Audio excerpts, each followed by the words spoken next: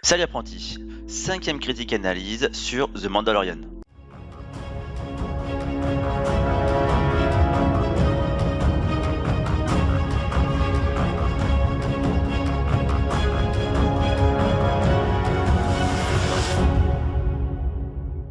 Le cinquième épisode de The Mandalorian vient de sortir ce vendredi. Le titre du chapitre 5, c'est Le tireur d'élite. Dans cet épisode, on reste toujours à peu près sur le même esthétisme. Par contre, là je trouve que ça a baissé en niveau, au niveau des effets spéciaux. On voit des vaisseaux dans l'espace et là... les effets spéciaux sont vraiment de qualité pas terrible. On pourrait dire qu'on revient 20 ans en arrière. Voilà, là on voit qu'il y a encore du manque de budget. On avait déjà pu voir cela à un certain moment, mais là vraiment je trouve que c'est assez criant quand on est dans l'espace. Pareil, à un moment donné, il est sur des speeders. Là on voit que c'est pas tip top niveau qualité. Il y a une baisse en fait, je dirais, de la qualité. Il y avait d'autres speeders dans les épisodes précédents où ça passait. On reste sur la fuite du Mandalorian par rapport à la guilde des chasseurs de primes. Bon, c'est pas un gros spoil ce que je vais te dire. On apprend bien sûr le nom de la précédente planète sur laquelle il était dans l'enclave Mandalorian, où il y avait la guilde des chasseurs de primes. Elle s'appelle Nevarro. Donc on va se retrouver sur une autre planète là, dans l'épisode 5. Une planète très connue. Je vais pas te dire laquelle, on verra ça dans la partie spoiler, mais elle est vraiment très connue et il y a différents petits clins d'œil qui se font par rapport aux différents films. Alors j'ai trouvé que dans cet épisode, le mini Yoda était beaucoup moins mis en avant, ce qui est pas plus mal. On a quelques passages où on le voit, mais pas tant que ça. Donc du coup là ils ont arrêté la campagne marketing, je pense,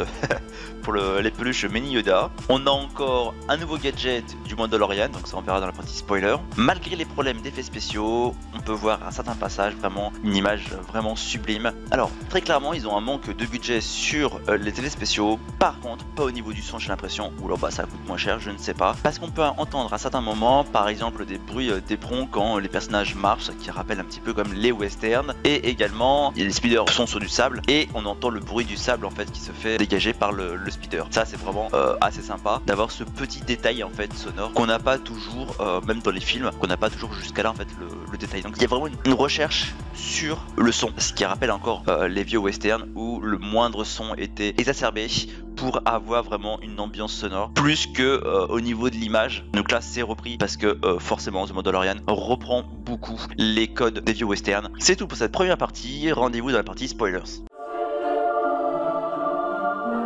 Nous voici dans la partie spoilers. Alors le petit gadget nouveau qu'utilise Mando, c'est des espèces de fusées éclairantes, enfin des espèces, carrément des fusées éclairantes, qui provoquent vraiment un flash lumineux assez intense, notamment parce que là ils sont utilisés dans cet épisode en basse altitude, et donc du coup ça leur permet d'aveugler en premier le sniper et ensuite son partenaire d'un jour. La planète sur laquelle il arrive, c'est Tatooine, planète bien sûr très connue puisqu'on l'a vu plusieurs fois durant les différents films. Et là il va carrément à Mos Eisley. C'est la ville où va Luke Skywalker. Donc c'est aussi la cantina dans laquelle il va. C'est la même cantina que Obi-Wan et Luke vont pour rechercher, où ils vont trouver Han Solo et Chewbacca. Par contre il n'y a plus le barman, il n'y a que des droïdes qui font office de barman dans cette cantina. Et là où Mando va s'installer avec son partenaire d'un jour, c'est exactement le même endroit où il y a la discussion entre Han Solo et Greedo, je me semble que c'est ça son nom,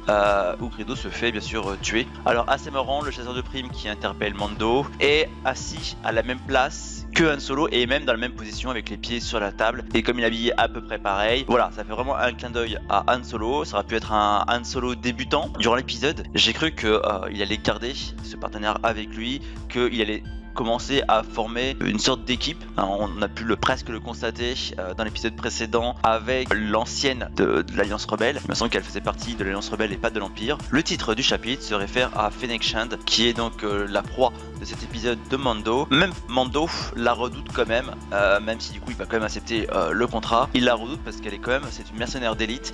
Alors je le redis, mais la bataille dans l'espace, là c'est vraiment pas terrible. Alors déjà mettre trop de fumée dans l'espace, bah non, Pas dans l'espace, pas de fumée. Alors quand ils sont tous les deux sur les speeders, aussi côté de Mando qui n'est pas le bourrin de base, hein, on voit qu'il préfère discuter avec les hommes des sables, il préfère négocier avec eux, surtout qu'en plus il leur donne des jumelles qui ne sont pas à lui, donc lui il semble complètement, il n'a pas perdu quoi que ce soit. Au moins comme ça il s'assure un passage tranquille sur les terres des hommes des sables. Et dans cet épisode on voit l'efficacité du Beskar parce qu'il se prend plusieurs tirs, alors au départ à distance, 2 coups de sniper, et il arrive en fait, il a aucune égratignure, il a juste été un peu repoussé, mais c'est tout. Alors que très clairement à cette distance là s'il serait pris le tir il serait déjà mort. Quand il va se prendre un tir à une distance beaucoup plus courte, bon, on voit que ça fume sous son armure, il est quand même bien plus sonné. Par contre bah en fait son armure n'a rien. Donc ça c'est vraiment intéressant par la suite parce que ça nous donne vraiment l'image d'une armure extrêmement solide qui peut se prendre beaucoup de tirs, une puissance différente, parce qu'on a vu lors des précédents épisodes qu'il s'est pris d'autres tirs sans trop réagir, hein. Il avait juste un petit mouvement de recul mais il restait debout, alors que là on voit qu'il est projeté au sol à chaque tir. N'hésite pas à laisser un commentaire en dessous de la vidéo. Si tu as aimé, mets un pouce bleu, partage la vidéo, ça fait vraiment plaisir. Abonne-toi.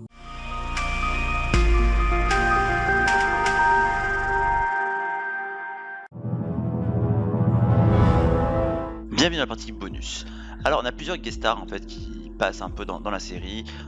C'est normal, c'est toujours un peu comme ça pour les séries, c'est aussi ça fait un peu grimper l'audimat.